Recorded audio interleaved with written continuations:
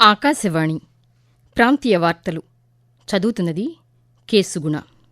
ముఖ్యాంశాలు.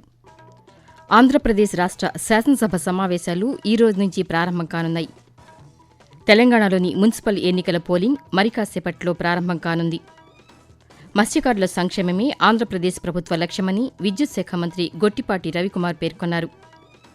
పర్యావరణ పరిరక్షణకు, ఆరోగ్యాన్ని ప్రోత్సహించడానికి ఆంధ్రప్రదేశ్ ప్రభుత్వం ఎలక్ట్రిక్ ఈ-సైకిల్ కార్యక్రమాన్ని అమలు చేస్తోందని మంత్రి కొల్లు రవీంద్ర తెలిపారు. ప్రఖ్యాత శాస్త్రవేత్త థామస్ ఆల్వా ఎడిసన్ జయంతి ఈరోజు. వార్తల వివరాలు. ఆంధ్రప్రదేశ్ రాష్ట్ర శాసనసభ సమావేశాలు ఈ రోజు నుంచి ప్రారంభం కానున్నాయి. ఉదయం 10 గంటలకు శాసనసభ, శాసనమండలి ప్రారంభమవుతాయి. అనంతరం ఉభయ సభలను ఉద్దేశించి రాష్ట్ర గవర్నర్ ఎస్ అబ్దుల్ నజీర్ ప్రసంగిస్తారు.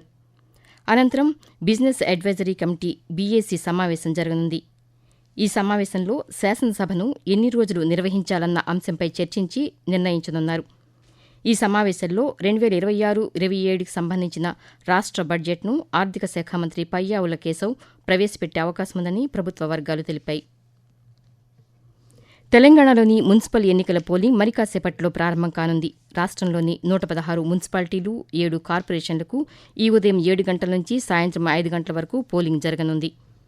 పోలింగ్ నిర్వహించేందుకు ఎన్నికల సంఘం అన్ని ఏర్పాట్లను పూర్తి చేసింది.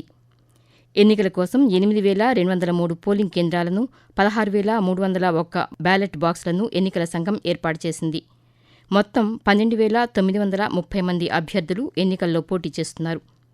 ఎన్నికల భద్రతా ఏర్పాట్లపై తెలంగాణ డీజీపీ రాజేందర్ రెడ్డి పాతికేయులతో మాట్లాడుతూ, రాష్ట్ర వ్యాప్తంగా పట్టణ స్థానిక సంస్థల ఎన్నికలు జరగబోతున్నాయి. 7 మున్సిపల్ కార్పొరేషన్స్ అండ్ 116 మున్సిపాలిటీస్ లలో ఎలక్షన్ జరగబోతున్నాయి. ఈ హైదరాబాద్ సిటీ తప్ప మిగతా అన్ని చోట్ల కూడా model code of conduct already enforcement లో ఉంది. మొత్తం 52,43,023 మంది ఓటర్స్ ఉన్నారు. సో వీళ్ళకి పూర్తి బందోబస్తు, నిర్భయంగా నిశ్చింతగా ఓటింగ్ చేయడానికి అని చెప్పి తగినటువంటి బందోబస్తు ఏర్పాటు చేస్తున్నాము. బార్డర్ చెక్ పోస్టులు కూడా ఎస్టాబ్లిష్మెంట్ చేసినాము. బార్డర్ ఏరియాస్ లోనే కాకుండా విత్ ఇన్ ద స్టేట్ లో కూడా 55 చెక్ పోస్టులు పనిచేస్తున్నాయి. ఈ నెల 13న ఓట్ల లెక్కింపు జరగనుండగా 16న మేయర్, చైర్మన్ల పరోక్ష ఎన్నిక జరగనుంది. జాతీయ స్థాయి బోధకాలు నివారణ కార్యక్రమంలో భాగంగా దేశవ్యాప్తంగా ఎంపిక చేసిన జిల్లాల్లో మాత్రల పంపిణీ కార్యక్రమాన్ని కేంద్ర ఆరోగ్య శాఖ మంత్రి జేపీ నడ్డా నిన్న ప్రారంభించారు. ఇందుకు అనుగుణంగా దేశవ్యాప్తంగా 124 జిల్లాల్లో ఎంపిక చేసిన ప్రాంతాల్లో బోధకాలు నివారణ మాత్రలను పంపిణీ చేయనున్నారు. దృశ్య మాధ్యమ విధానంలో జరిగిన ఈ కార్యక్రమంలో ఆంధ్రప్రదేశ్ నుంచి వైద్య ఆరోగ్య శాఖ మంత్రి వై సత్యకుమార్ యాదవ్ పాల్గొన్నారు. ఈ సందర్భంగా ప్రచార గోడ పత్రికను ఆవిష్కరించారు. అనంతరం మంత్రి మాట్లాడుతూ, రాష్ట్రంలోని ఉమ్మడి విజయనగరం జిల్లాలోని గుర్ల, బలిజపేట మండలాల్లో నివాసం ఉండే 131,229 మందికి డీఈసీ, ఆల్బండజోల్ మాత్రలను పంపిణీ చేస్తామని తెలిపారు. మత్స్యకారుల సంక్షేమమే ఆంధ్రప్రదేశ్ ప్రభుత్వ లక్ష్యమని విద్యుత్ శాఖ మంత్రి గొట్టిపాటి రవికుమార్ తెలిపారు. ప్రకాశం జిల్లా అద్దంకి మండలం మణికేశ్వరంలో మత్స్యశాఖ ఆధ్వర్యంలో నిర్వహించిన మీనోత్సవ కార్యక్రమంలో మంత్రి పాల్గొని గుండ్లకమ్మ నదిలో నిన్న చేప పిల్లలను వదిలారు. అనంతరం మంత్రి మాట్లాడుతూ, ఈ ప్రభుత్వం వచ్చిన తర్వాత గేట్లు పెట్టడమే కాకుండా మొత్తం గేట్లు పెట్టించేసాం. నీళ్లు దాదాపు 2 TMC పైన నీళ్లు నిలబడినాయి. ఇవాళ మత్స్యకారులకి ఉపాధి పోకుండా ఉండటం కోసం చేపలు ఇయటం జరిగి మెస్ అయి తగ్గిస్తున్నారు. తగ్గడం వల్ల చేప పూర్తిగా పెరగకుండానే ఒక 1/2 కేజీలు, 1/4 కేజీలు ఉన్నాయే పట్టుకొని వెళ్ళిపోతా ఉన్నారు. వెళ్ళిపోవడం వల్ల ఉత్పత్తి అంతా పక్కన దోచుకుంటూ వెళ్ళిపోతా ఉన్నారు. ప్రాంతం వాళ్ళు, ఇక్కడ నివసించే వాళ్ళు, దీని ఆధారపడి ఉండేవాళ్ళు మాత్రమే ఇక్కడ పట్టుకోవాలి. మహాశివరాత్రి నాటికి ఆంధ్రప్రదేశ్లోని శైవ క్షేత్రాల్లో భక్తుల రద్దీ మరింత పెరిగే అవకాశమున్నందున పటిష్ట చర్యలు తీసుకోవాలని దేవాదాయ శాఖ మంత్రి ఆనం రామనారాయణ రెడ్డి అధికారులను ఆదేశించారు. శ్రీశైలం సహా ఆంధ్రప్రదేశ్లోని వివిధ శైవ క్షేత్రాల్లో భక్తుల రద్దీ, వసతులు, ఏర్పాట్లపై సంబంధిత అధికారులతో అమరావతి నుండి దృశ్యమాధ్యమ విధానంలో మంత్రి నిన్న సమీక్ష నిర్వహించారు. ఈ సందర్భంగా ఆయన మాట్లాడుతూ, దేవాదాయ శాఖ, పోలీస్ శాఖ, జిల్లా కలెక్టర్ల పూర్తి సమన్వయంతో ఏర్పాట్లు, వసతులపై నిరంతర పర్యవేక్షణ ఉండాలని సూచించారు. భక్తులకు పాలు, బిస్కెట్లు, తాగునీరు వంటి మౌలిక సదుపాయాలు అందుబాటులో ఉంచాలని ఆదేశించారు. ఆకాశవాణి ప్రాంతీయ వార్తలు వింటున్నారు.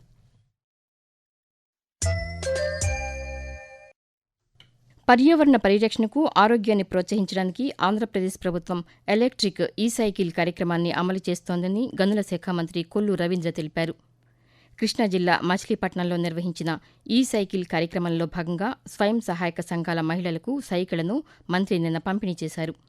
ఈ సందర్భంగా జిల్లా కలెక్టర్ డీకే బాలాజీతో కలిసి ఆయన సైకిల్ను నడిపారు. ప్రతిరోజు అరగంట సేపు సైకిల్ తొక్కడం వల్ల ఎన్నో ఆరోగ్య ప్రయోజనాలు పొందవచ్చని మంత్రి ఈ సందర్భంగా తెలియజేస్తూ, ఇవాళ ప్రతి ఒక్కరు కూడా సైక్లింగ్ చేయడం ద్వారా మన ఆరోగ్యాన్ని మనం కాపాడుకోగలుగుతాం. ప్రతిరోజు ఒక అర్ధగంట అయినా మనం సైకిల్ చేయాలి. అలాగే ఇప్పుడు దీంట్లో బ్యాటరీ ద్వారా, ఎలక్ట్రిసిటీ పవర్ ద్వారా ఈ నడుస్తాయి. దాని వల్ల కొంత శ్రమ కూడా మనం తగ్గించుకునే దానికి అవకాశం వస్తుంది. 35,000 రూపాయల సైకిల్ ని 25,000 రూపాయలకి రాష్ట్ర ప్రభుత్వం సబ్సిడీ మీద ఇవ్వడమే కాకుండా మొదటి విడతలో మనం 5,000 కడితే మిగతాది డ్వాక్రాలు గానీ గ్రూప్స్ ద్వారా గానీ ఇన్స్టాల్మెంట్ బేస్ మీద మనం కట్టుకోవచ్చు. ఇది ప్రతి ఒక్కరు కూడా ఉపయోగించుకోవచ్చు. ఈ రాష్ట్రాన్ని పొల్యూషన్ ఫ్రీగా, ఒక ఆరోగ్యకరమైన వెల్తీ స్టేట్ గా చేయడానికి ప్రతి ఒక్కరు కూడా భాగస్వాములు కావాలని చెప్పి కోరుతాం. దేశంలోని వివిధ రాష్ట్రాలు, భాషలు, సంస్కృతులను జాతీయ భావనతో కలిపే లక్ష్యంతో కేంద్ర ప్రభుత్వం ఏక్ భారత్ శ్రేష్ఠ భారత్ కార్యక్రమాన్ని నిర్వహిస్తోంది. ఈ కార్యక్రమం ద్వారా రాష్ట్రాల మధ్య సాంస్కృతిక మార్పిళ్లు, భాషా అవగాహన, విద్య, యోజన కార్యక్రమాలు నిర్వహిస్తున్నారు.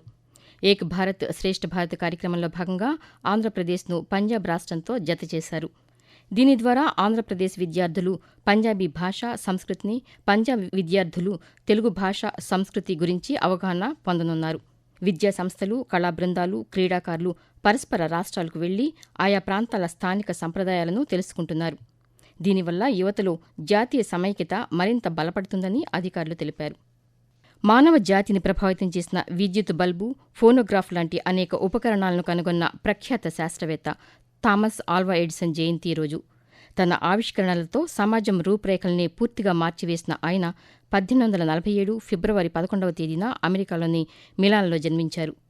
ఆవిరి యంత్ర దశ నుండి విద్యుత్ కాంతుల్లోకి నాగరికత పయనించడానికి ఎడిసన్ పరిశోధనలే ప్రధాన కారణం. 1300 ఆవిష్కరణలపై పేటెంటు హక్కులు పొందిన ఆయన 1931 అక్టోబర్ 18వ తేదీన కన్నుమూశారు. వాతావరణం. ఆంధ్రప్రదేశ్, తెలంగాణ రాష్ట్రాల్లో చలి తీవ్రత క్రమంగా తగ్గుతుండగా ఉష్ణోగ్రతలు పెరుగుతున్నాయి. వాయవ్య, ఈశాన్య దిశగా గాలులు వీస్తున్నాయని, దీంతో తెలుగు రాష్ట్రాల్లో పొడి వాతావరణం కొనసాగుతోందని భారత వాతావరణ శాఖ తెలిపింది. అలాగే కొన్ని ప్రాంతాల్లో పొగమంచు కురిసే అవకాశముందని పేర్కొంది. మన్యం ప్రాంతాల్లో కనిష్ట ఉష్ణోగ్రతలు కొనసాగుతున్నాయి. ఆంధ్రప్రదేశ్లోని అల్లూరు సీతారామరాజు జిల్లా హుకుంపేటలో 7.3 డిగ్రీల కనిష్ట ఉష్ణోగ్రతలు నమోదు కాగా, తెలంగాణలోని కోహిర్లో 7.9 డిగ్రీల కనిష్ట ఉష్ణోగ్రతలు నమోదు అయ్యాయి. ఆంధ్రప్రదేశ్లోని తూర్పుగోదావరి జిల్లా నిడదవోలు నియోజకవర్గాన్ని అన్ని రంగాల్లో అభివృద్ధి చేసి ఆదర్శవంతంగా తీర్చిదిద్దుతామని పర్యాటక శాఖ మంత్రి కందుల దుర్గేష్ తెలిపారు. జిల్లాలోని విజ్జేశ్వరం గ్రామంలో జరుగుతున్న పలు అభివృద్ధి పనులను మంత్రి నిన్న క్షేత్రస్థాయిలో పరిశీలించారు. ఈ సందర్భంగా కందుల దుర్గేష్ మాట్లాడుతూ, మూలధన పెట్టుబడుల కోసం రాష్ట్రాలకు ప్రత్యేక సహాయం శాస్కి పథకం కింద నిడదవోలు నియోజకవర్గానికి 29 కోట్ల రూపాయలను మంజూరు చేశామన్నారు. గడిచిన 18 నెలల్లోనే 60 లక్షలకు పైగా వ్యయం చేసి విజ్జేశ్వరంలో అభివృద్ధి పనులను చేపట్టామని వివరించారు. ఆంధ్రప్రదేశ్లోని శ్రీశైల క్షేత్రం మహాశివరాత్రి బ్రహ్మోత్సవాల్లో భాగంగా శ్రీ భ్రమరాంబ మల్లికార్జున స్వామివార్లు హంసవాహనంపై నిన్న దర్శనమిచ్చారు. రాత్రి 7 గంటలకు ఆలయ ప్రాంగణంలోని అక్క మహాదేవి అలంకార మండపంలో ఉత్సవమూర్తులకు విశేష పూజలు నిర్వహించారు. మంగళ వాయిద్యాలు, జానపద కళాకారుల సందడి నడుమ పొరవీధుల్లో గ్రామోత్సవం ఘనంగా నిర్వహించారు. ప్రాంతీయ వార్తలు ముగించే ముందు ముఖ్యాంశాలు మరొకసారి. ఆంధ్రప్రదేశ్ రాష్ట్ర శాసనసభ సమావేశాలు ఈ రోజు నుంచి ప్రారంభం కానున్నాయి. తెలంగాణలోని మున్సిపల్ ఎన్నికల పోలింగ్ మరి కాసేపట్లో ప్రారంభం కానుంది.